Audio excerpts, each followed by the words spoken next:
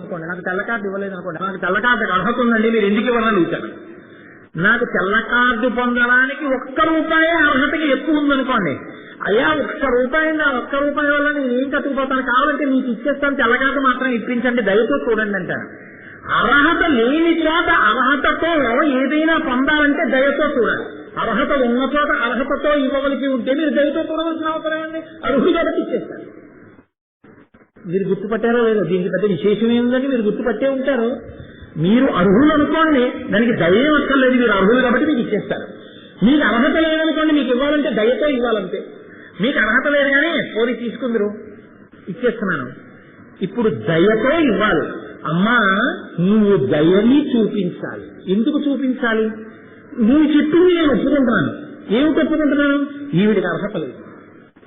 ఎందుకు అర్హత లేదు? గత జన్మలో చేసింది లేదు, చేసింది లేదు కాబట్టి ఇప్పుడు ఇవ్వడానికి లేదు. ఇప్పుడు ఇవ్వడానికి లేదని నువ్వు చెప్పినది ఏదుందో దేన్ని నేను అంగీకరిస్తున్నాను. కానీ నిన్ను చూడమని ఎందుకంటున్నానో తెలుసా? అర్హత లేని దానికి అర్హత కల్పించి ఇవ్వాలంటే దయతో చూస్తే ఇచ్చేయచ్చు. దద్యా దయానుపవనో ద్రవిణాంబుధార, ఇదే కనకధార అయిపోయింది. ద్రవిణాంబుధార, ఐశ్వర్యధార కురిపించు. ఎలా? దయానుపవనో. ఎంత చమత్కారమైన మాట వేసేసారో తెలుసా అండి. మనం వర్షాలు ఎప్పుడు వస్తాయండి అనం, ఋతుపవనాలు ఎప్పుడు వస్తాయండి అంటాం. మీరు చూసారో లేదో, నైరుతి ఋతుపవనాలు ఎప్పుడు వస్తాయండి, నైరుతి ఋతుపవనాలు ఎప్పుడు వస్తాయండి అంటుంటాం. ప్రస్తుతం వర్షం కురిపించేటటువంటి మేఘాలు అండమాన్ నికోబార్ దీవుల వద్ద ఉన్నాయి. నైరుతి పవనాలు ఒక్క 20 రోజుల్లో కేరళ దాటి ఆంధ్రదేశంలో ప్రవేశిస్తున్నాయంటాడు. అంటే గాలి ఏం చేస్తుందంటే మేఘాన్ని ఈడ్చుకొస్తుంది. వాన కురిపించే మేఘాన్ని గాలి లాక్కొస్తుంది. లాక్కొస్తే మబ్బు వస్తుంది.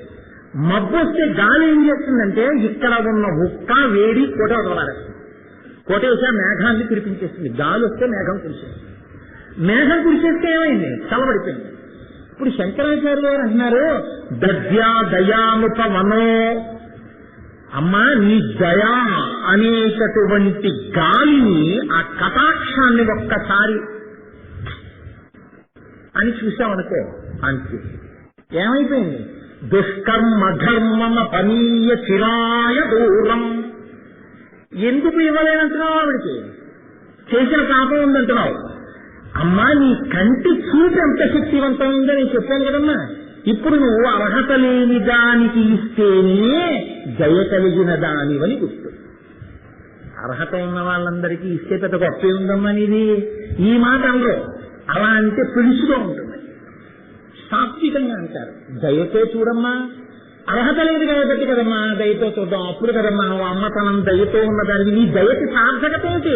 అర్హత లేని వాళ్ళకి ఇస్తేనే, అర్హత ఉన్న వాళ్ళకి ఇస్తానంటే ఇంక నీ దగ్గర దయ ఉందని ఎవరంటారమ్మా. అందుకని దయతో చూడు, అమ్మతనం బయటకు వస్తుంది. దద్యా దయానుపవనో ద్రవిణాంబుధార. ఆ కిందకి వెళ్ళండి శ్లోకంలో. దుష్కర్మ ధర్మమ పనీయ శివాయ దూరం. ఎంత దూరం కూడా దూరాల్సిందో తెలుసా ఈవిడ చేసిన దుష్కర్మ. నువ్వు కానీ ఇలా చూసావో ఎగిరిపోతుందంటే ఈవిడ చేసిన పాపం తీసుకోదూరేస్తావు నీ దయతో. నువ్వు దయదలిచి అవుపోయింది ఆవిడ పాపం. ఇప్పుడు పోతే ఏమవుతుంది? ఒక్కసారి నయనాంబువాహ, నీ కంటి చూపుతో ఇలా చూసి ఈవిడ దుష్కర్మ తీసేస్తే వెంటనే ద్రవిణాంబుధార, ఆ ఐశ్వర్యం అనేటటువంటి వర్షం తీసేస్తుందమ్మా. ఆవిడ దుష్కర్మ పోగానే నువ్వు ఇంకా కురిపించడానికి అర్హత వచ్చేసినట్టే. ఏమయ్యో ఆవిడ దుష్కర్మ పోయిందన్నాను కానీ ఆవిడ పొందడానికి అర్హత ఉందని నేను ఎక్కడన్నాను? ఆ పుణ్యమేం లేదుగా. ఇదిగో అమ్మా విసిరికాయ, ఇది ఉందిగా. ఇప్పుడు పొందడానికి అర్హత ఉంది, పొందకుండా అడ్డుపడుతున్నది పాపం. పాపాన్ని తీసేది దయతో. పొందడానికి అర్హత ఉసిరికాయ అడ్డుపెట్టి కురిపించి. అందుకని ఇలా పెట్టి మాట్లాడుతున్నారు ఉసిరికాయ చూపించి. ఇది శాంకర ప్రజ్ఞ. దద్యా దయానుపవనో ద్రవిణాంబుధార అస్మిన్ కించన విహంగతి సంవిషణ్ణే. ఏమయ్యో చాలా గొప్ప మాట అన్నావు. దయతో చూడమంటున్నావు కదా, దయతో ఎందుకు చూడాలయా? దయతో చూడడానికి కూడా అర్హత ఉంటుంది. అందరినీ దయతో చూడరు. ఏమన్నా నాకేం లేదు దయతో చూడబావయా అని అన్నాను అనుకోండి, ఇలా చూసి అంటాడు, ఎలా శుభ్రంగా కాళ్ళు చేతులు ఉన్నాయి, ఏం బడి చేసుకోలేవా అంటాడు. దయతో చూడడప్పుడు. దయతో చూడడానికి ఎందుకు చూడాలి? ఆవిడ దయతో అన్ని పాపాలు చేసింది అనుభవించని ఎందుకు దయతో చూడమంటావు? మధ్యలో నీకెందుకు అంటావేమో అమ్మ. విహంగ శిశౌ విషణ్ణి. ఇంకేముంటుందండి లక్ష్మీదేవి? ఎంత పెద్ద మాట తెచ్చి అడ్డేశారో చూడండి ఆవిడ. అసలు ఆవిడ ఏం మాట్లాడలేదు, అది విచిత్రం. లక్ష్మీదేవి ఒక్కసారి మాట్లాడింది అంటే ఇంకా ఈయన 21 శ్లోకాలు చెప్పి ఇక మాట్లాడకుండా చేశారు. ఇది శంకరాచార్యులు వారి ప్రజ్ఞ అంటే ఇంకా ఎప్పుడూ ఈ కనకధార నమ్మిన వాడికి లక్ష్మీదేవి ఇవ్వాలన్నానికి వీళ్ళే విధంగా అడ్డుకట్ట వేసేశారంటే చదివితే నీకు అనుగ్రహం కలగవలసిందే. ఇది కనకధార ప్రజ్ఞ. కాబట్టి ఇప్పుడు ఆయన అంటున్నారు దుష్కర్మ మఘర్మ. అమ్మా నువ్వు దద్యా దయానుపవనోద్ర వినాంబుధార అస్మిన్ నకించన విహంగ శిశౌ విషణ్ణే. అస్మిన్ అమ్మా ఇదిగో ఈవిడ ఈ పక్షి పిల్లుందే ఇది దరిద్రంతో బాధపడుతోందమ్మా. ఆయన చమత్కారం చూడండి. ఎవరితో ఆవిడ దరిద్ర బ్రాహ్మణంటే లేదు, పక్షి పిల్ల అంటున్నారు. విహంగ శిశౌ. విహంగము అంటే పక్షి, శిశువు అంటే పిల్ల. పక్షి పిల్ల అన్నారు, పక్షి అని ఆయన అనలేదు. పక్షి పిల్ల అయితే నేనెందుకయ్యా ఆవిడ మీదంత జాలి చూపించవలసింది? అమ్మా ఏ పక్షి పిల్ల మీద నువ్వు జాలి చూపిస్తే తప్ప రక్షింపబడదో ఆ పక్షి పిల్ల ఈ పక్షి, ఈ బ్రాహ్మణి. ఏ పక్షి పిల్ల అంటావు? లోకంలో సాధక పక్షి అని పక్షి ఉంది. ఎక్కడ చూశారో మహానుభావుడు. దానికి ఉన్న లక్షణం ఏమిటో తెలుసా అండి? దానికి కంఠం కింద కన్నం అవుతూ ఉంటుంది. ఇప్పుడు ఏమో మీరేమైనా మాట్లాడతారా? ఉపన్యాసం చెప్తారా? మీరేమైనా చెప్తారా? కాసేపు చెప్తానంటే మీరు రండి, పర్వాలేదు. అంటే మీరేదో మాట్లాడుతుంటే ఒకవేళ మీరు మాట్లాడదాం అనుకుంటున్నారేమో అని. అందుకని సాధక పక్షి అని ఉంటుంది. సాధక పక్షికి ఇక్కడ ఒక కన్నం ఉంటుంది. నన్ను తప్పర్థం చేసుకోకండి. ఒక్కొక్కరికి ఉత్సాహం ఉంటుంది, చాలా సంతోషం ఏదో కలుగుతుంది, ఏదో ఇది చాలా గొప్ప విషయం, ఒకవేళ అంత మంచి విషయం అయితే చెప్పండి, నాకేం అభ్యంతరం లేదమ్మా. కంఠానికి ఒక కన్నం ఉంటుంది. ఈ కన్నం ఉంటే ఏమవుతుందంటే సాధక పక్షి జీవితంలో ఒక పెద్ద బాధ ఉంటుంది. దానికి ఒక చిన్న ముక్కు ఉంటుంది. ఆ ముక్కుతో అది పదార్థాన్ని తిందామని ఇలా తీస్తుంది, తీసి అందరిలాగే తింటుంది, నది మింగుతుంది. మింగగానే ఈ కన్నంలోంచి కింద పడిపోతుంది. దానికి కడుపులోకి వెళ్ళదు. కడుపులోకి వెళ్ళదు కాబట్టి అది తింటుంది, కడుపులోకి వెళ్ళదు కాబట్టి దాని ఆకలి తీరదు. అప్పుడు మీరు ఏ ప్రశ్న ఇస్తారో నాకు తెలుసు. ఏమండి ఇలా పెట్టుకుంటే కన్నంలోకి నమలకుండా నలివేసి కన్నంలోకి వదిలేస్తే మళ్ళీ ఊయేస్తే మింగకుండా, అంటే ఎంత వంగి పొడుచుకున్నా దాని ముక్కు ఉమ్మినా కన్నంలోకి వెళ్లకుండా అంత పొట్టిదై ఉంటుంది. కాబట్టి ఇప్పుడు ఇంకా ఆ పక్షి నోటితో నగిలింది కడుపులో పెడుతుందా? అది సాధక పక్షి అంటే. ఒక్క సృష్టిలో సాధక పక్షి ఒక్కటే ఇలా ఉంటుంది నిర్మాణం. కాబట్టి ఇప్పుడు దానికి ఉన్న గొప్ప సమస్య ఏంటంటే దానికి కడుపులో ఆకలి వేస్తుంటుంది. తిన్నామని ఏదో పట్టుకుని నవ్వుతుంది, మింగుతుంది, కన్నంలోంచి కింద పడిపోతుంది, కడుపులోకి వెళ్ళదు. ఇప్పుడు పాపం ఆకలితో అలా ఉంటుంది. ఇప్పుడు ఒక పెద్ద ఆయన కాస్త పెద్దవాడు బాబయ్య ఆకలేస్తుంది, బాబయ్య ఆకలేస్తుంది, బాబయ్య అన్నాడు అనుకోండి, మనం అలా వెళ్ళిపోతాం. అలా అంటుంటారండి అంటాం. అదే ఆకలేస్తోందమ్మా ఆకలేస్తోందమ్మా, అమ్మ పిల్లలకి అన్నం లేదమ్మా, పిల్లలకి అన్నం లేదమ్మా, ఆకలేస్తోందమ్మా, పిల్లలు అన్నం లేదంటున్నారమ్మా అంటోందనుకోండి ఒక ఆవిడ. అక్కడే ఓ చిన్నపిల్ల కింద పడి అమ్మా ఆకలమ్మా ఆకలమ్మా అని ఏడుస్తూ కింద పడి దొల్లుతోందనుకోండి. ఇప్పుడు మీరు ఇవ్వకుండా ఉండగలరా? ఉండలేదు. ఒక పెద్దవాడు ఆకలేస్తోందమ్మా ఆకలేస్తోందమ్మా అంటే ఇవ్వకుండా ఉండగలరేమో. ఓ చంటి పిల్ల అమ్మా ఆకలమ్మా తట్టుకోలేకపోతున్నానమ్మా అని ఏడుస్తూ కింద మీద పడి దొల్లుతోంది అనుకోండి, ఇవ్వకుండా ఉండండి చూస్తారా?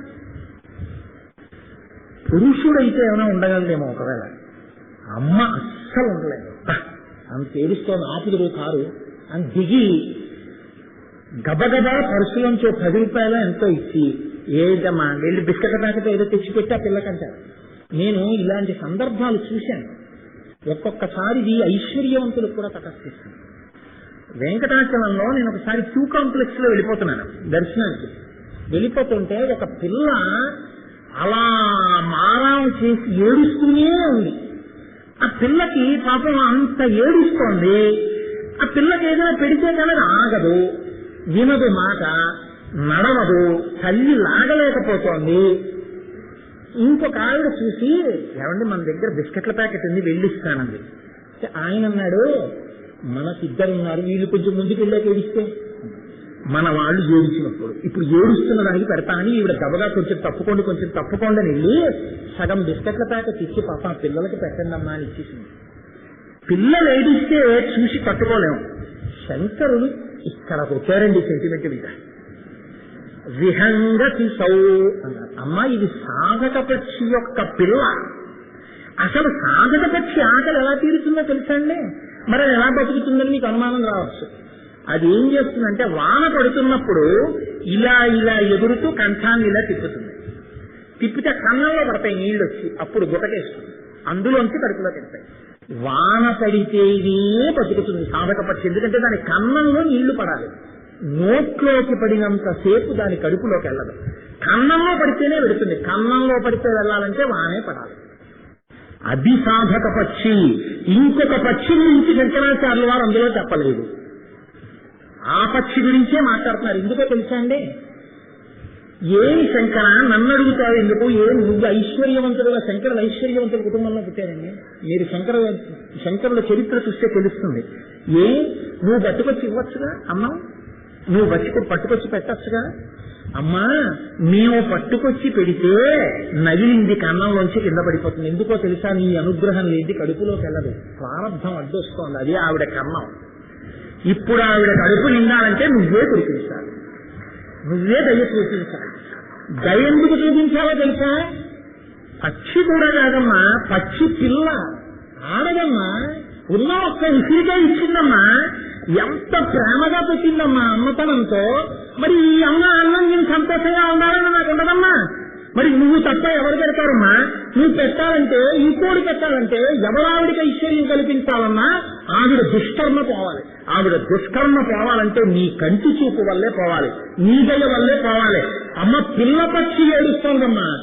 అస్మిన్ అకించన విహంగ శిశం విషన్నే. ఎంటువంటి పాదం వేశారో చూడండి. ఈ పక్షి పిల్ల ఈ దరిద్రురాలు ఈ నిస్సహాయతలో ఏమీ లేక తినడం చేతకాక దరిద్రం అనుభవిస్తూ ఏడుస్తోంది. నువ్వు తప్ప రక్షించగలిగిన వాళ్ళు లేరు. ఇప్పుడు నువ్వు దయ చూపించకపోతే చచ్చిపోతుంది ఆ పక్షి పిల్ల. అమ్మ చూపించదు. కాబట్టి దుష్కర్మ ధర్మమ పనీయ చిరాయ దూరం నారాయణ ప్రణయిని నయనాంబువాహ. అమ్మ నీ కన్ననేటటువంటి మేఘంతో ఒక్కసారి ఇలా ఆ దుష్కర్మ తీసి ఇలా చూసావా చాలు, ఆవిడ కడుపు నిండిపోతుంది. అందుకనమ్మా నువ్వే చూడాలి. నీ చూపులకు అంత శక్తి ఉందమ్మా, అంత దయ కలిగిన దానివమ్మా. అర్హత లేని వాళ్ళకి పెట్టడం దయమ్మా. ఇప్పుడు ఆవిడకున్న అర్హత ఏమిటో తెలుసా? ఆ కన్నం నువ్వు వర్షిస్తేనే నీరు కడుపులోకి వెళ్ళే కన్నం. ఆ నిర్మాణం అటువంటిది. దాన్ని దిద్దగలిగిన వాడు ఇంకొల్లేడు. ఈశ్వరుడు అలా నిర్మించాడు ఆ పక్షిని. ఆ దురితం అన్న దాన్ని లెక్క కట్టి దరిద్రం ఇచ్చిందని నువ్వే. ఇప్పుడు ఆ దురితం తీయడం ఎవరికీ సాధ్యం కాదు. ఆ దురితం ఆవిడే అనుభవించాలి, లేక ఆ దురితాన్ని నువ్వే తీసుకెళ్ళాలి.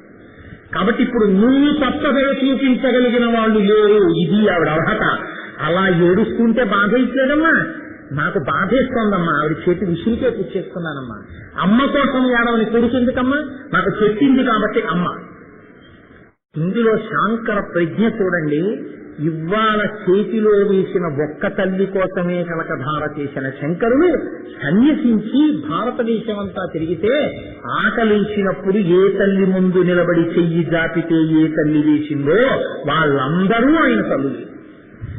ఇప్పుడు ఆ రుణం తీర్చుకోవడానికే శంకరాచార్యుల వారు జాతిని ఉద్దేశించి అందరి తల్లుల దగ్గర నేను యాచించవలసి వస్తుంది, కాబట్టి ఏ తల్లుల బిడ్డలు ఎప్పుడు ఈ దేశంలో ఎక్కడ బాధపడతారోనని అందరికీ కావలసిన ప్రార్థన సన్నిసించడం ముందు ఇచ్చేశారు కనకధారగా.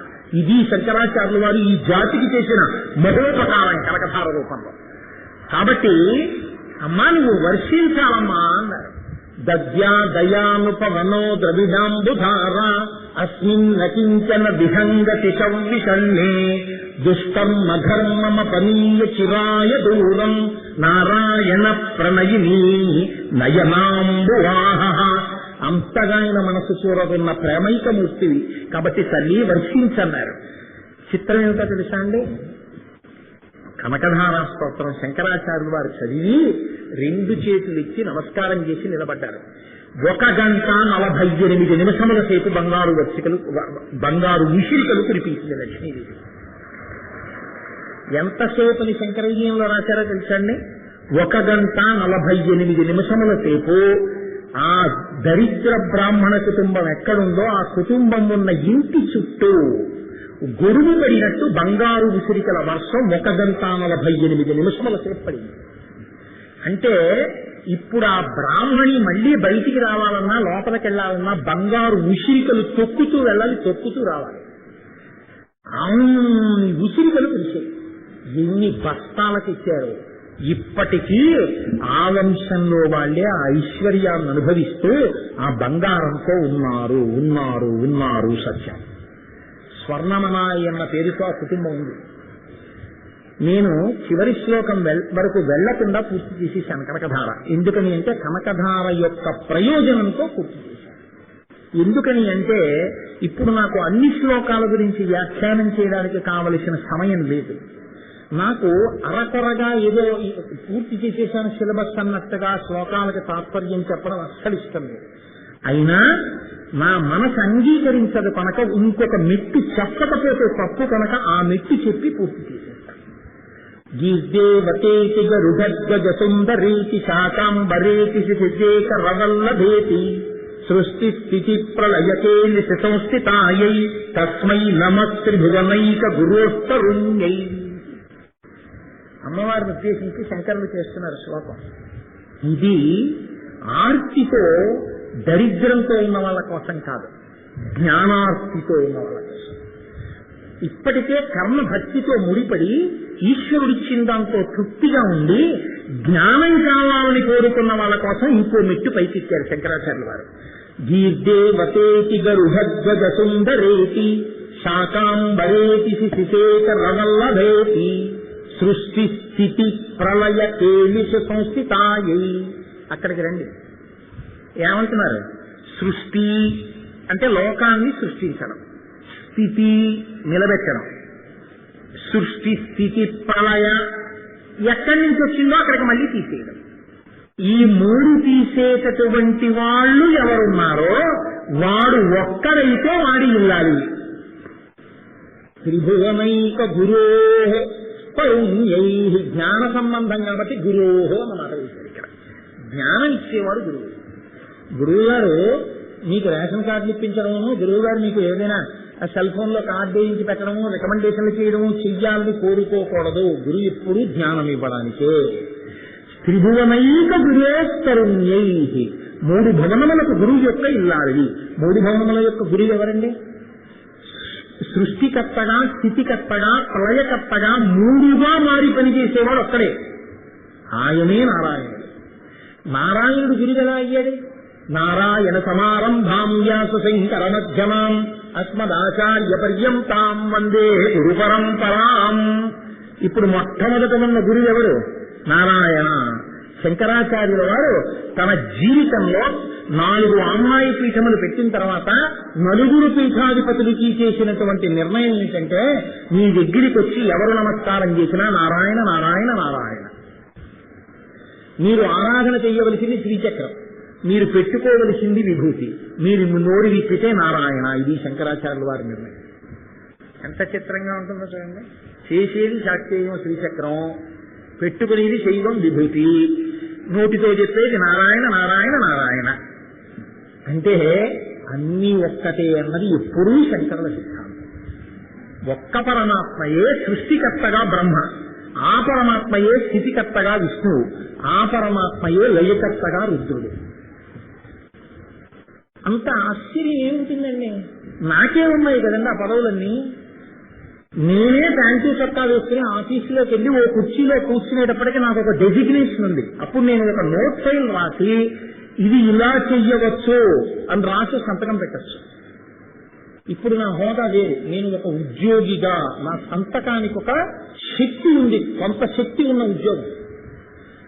నేను ఇంట్లో తండ్రిగా దయ కలిగి ఇంట్లో పిల్లలు సరిగ్గా ప్రవర్తిస్తున్నారో లేదో అని వెంపర్లాడేటటువంటి కుటుంబ యజమాని నేను నా భార్య దగ్గర నిలబడినప్పుడు 2 శరీరములతో ఉండి ఒక్క మనస్సుతో బతికేటటువంటి సాధనలో ఉండి ధరించవలసిన వాళ్ళు దాని ముందు. నా ఒక్కడిదే 3 పాత్రలుగా మారిపోతుంది. 3 పాత్రలు అనేది 30 పాత్రలు 300 పాత్రలు అవుతున్నాయి. ఒక్క ఈశ్వరుడు 3గా మారి పనిచేస్తే నీకేమిటంటే బాధ? ఎడిషనల్ ఛార్జీని మనమే ఇస్తున్నామే. అసలు ఎడిషనల్ ఛార్జ్ పెట్టిన వాడు పరమాత్మే మొట్టమొదటి. ఒకరు 2 ఉద్యోగాలు చేయడం 3 ఉద్యోగాలు చేయడం అన్నది లేనేది లోకంలో. డిస్ట్రిక్ట్ కలెక్టర్ అండ్ మెజిస్ట్రేట్ అంటున్నారు. ఇక్కడ కలెక్టర్ గారుగా ఉన్న ఆయన అక్కడెక్కడో పక్క రాష్ట్రంలో ఎన్నికలు జరుగుతుంటే డిస్ట్రిక్ట్ రిటర్నింగ్ ఆఫీసర్ గా ఉంటున్నాడు. ఇక్కడ కలెక్టర్ గారు అక్కడ డిస్ట్రిక్ట్ రిటర్నింగ్ ఆఫీసర్ గారు ఒకే వ్యక్తి ఉంటే అభ్యంతర పెట్టని మీరు ఒక పరమాత్మ 3 చేసినప్పుడు 3గా ఉంటాడంటే ఎందుకు గుండెలు బాదుకుంటారు? ఆ ఒక్కడైపోతే త్రిభువనైక గురువు నారాయణుడు. ఆయనే 3 చేసేటప్పుడు సృష్టికర్తగా బ్రహ్మ, స్థితికర్తగా విష్ణువు, ప్రళయకర్తగా రుద్రుడు. బాగుందండి. ఇప్పుడు ఆ 3 యొక్క 3 శక్తి స్వరూపాలే లక్ష్మి. ఇక్కడ వరకు ఒప్పుకున్నాం. మరి 4 పేర్లు ఎందుకు చేశారు? గీర్జేవతేతి గరుధద్వజసుందరేతి శాకాంబరేతి సుపితేక రవల్లభేతి. 4 ఎందుకు వచ్చారు? 3 అన్నారుగా. త్రిభువనైక గురోహో, 3 భువనములకు గురువైనటువంటి వాడు, 3 పనులు చేసేవాడి యొక్క 3 శక్తులు. 3 ఉండాలి, 4 అన్నారు.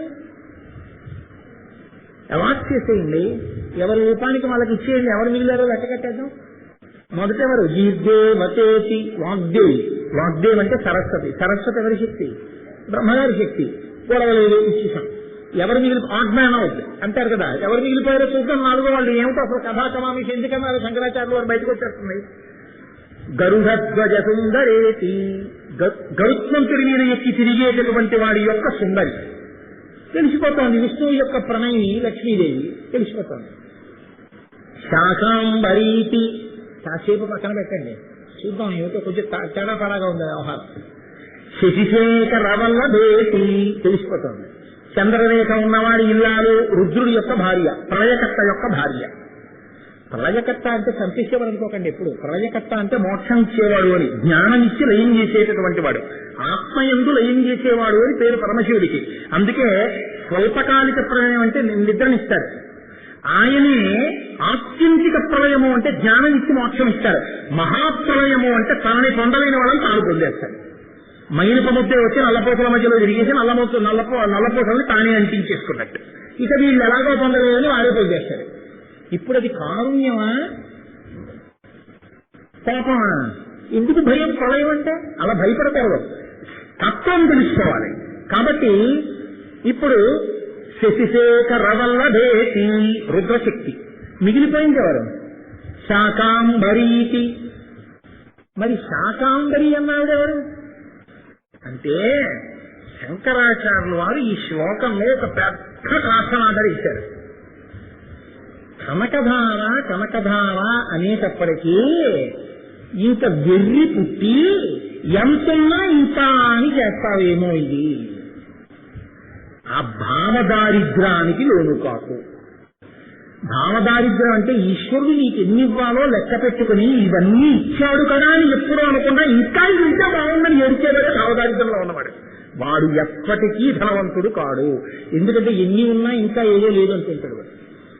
ఒక్కొక్కడు నాకేం లేదంటుంటాడు, వాడు ఐశ్వర్యవంతుడు.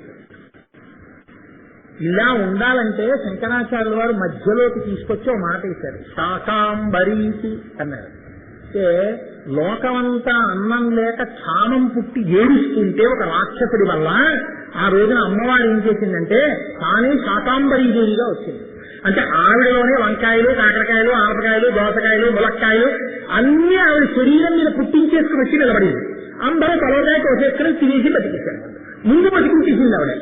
ముందు బతికించేసిన రూపం ఏదో దానికి శాకాంబరి అని పేరు దేవీతత్వంలో. మీరు డబ్బు ఎంత ఉన్నా కడుపు నిండిందన్నారు, కడుపు నిండిందనేది అన్నానికి. మీరు గుర్తుపట్టారో లేదు?